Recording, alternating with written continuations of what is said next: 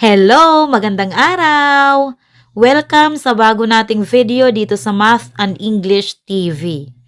Sa video na ito ay pag-aaralan natin ang PEMDAS or GEMDAS. Okay, isolve natin ang problem na ito. Dito, mayroong parenthesis, may exponent. Ano yung gagawin natin para ma-solve natin ang problem na ito?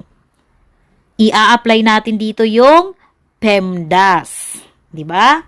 PEMDAS, parenthesis, exponents, multiplication, division, addition, and subtraction.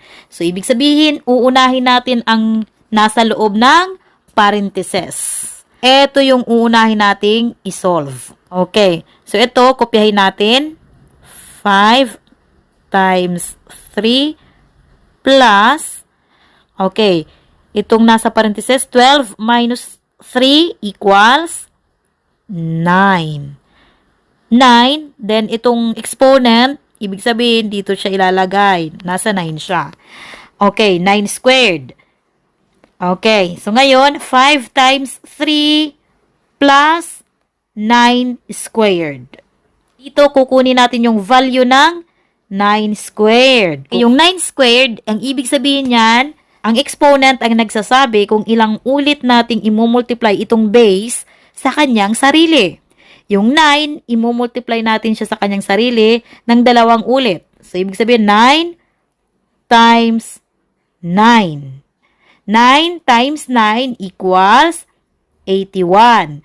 Okay, yung value nito ay 81. 5 times 3 plus 9 squared equals 81. Ayan. Okay, next. Ano yung isosolve natin? Multiplication at addition? Siyempre, mauuna yung multiplication. Magmumultiply muna tayo. 5 times 3 equals 15. Plus 81. 15 plus 81 equals 96. Okay, yung answer ay 96. Okay, next, isolve naman natin ito. Okay, tingnan niyo yung problem. Alin yung uunahin nating isolve dito? Merong parenthesis at merong exponent. Yung exponent, nasa loob siya ng parenthesis. Dito, kabilang kasi ang, di ba yung 8 nasa loob ng parenthesis. Ibig sabihin, eto muna yung kukunin natin yung value nito.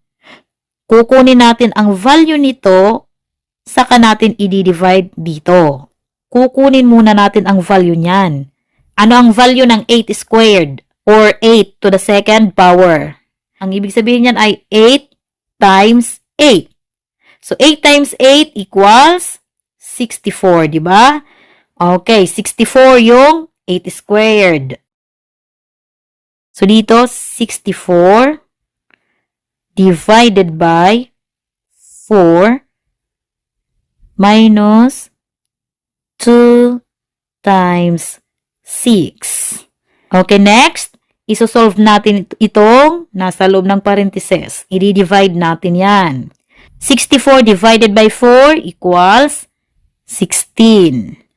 Minus 2 times 6. Next na isosolve natin, syempre yung multiplication. So, yung 16, ilalagay natin.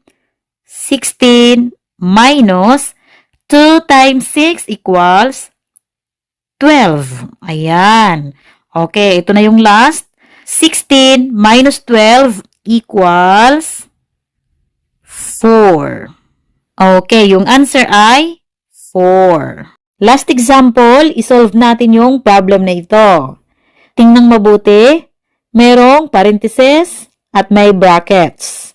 Okay, syempre, yung uunahin natin, di ba, i-apply natin yung PEMDAS, unahin natin yung parenthesis. Dalawa yung parenthesis dito, ito at ito. So, ibig sabihin, i-compute natin yan, ito at ito. Okay, yung bracket. Then ito, 35 minus 5 equals 30.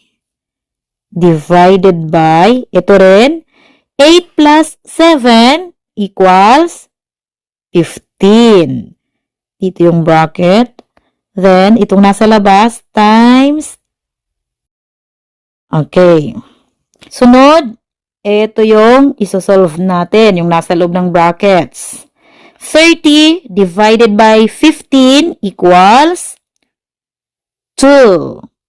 Then, ito times 11. So, ito na lang yung natira. 2 times 11 equals 22. So, yung answer ay 22.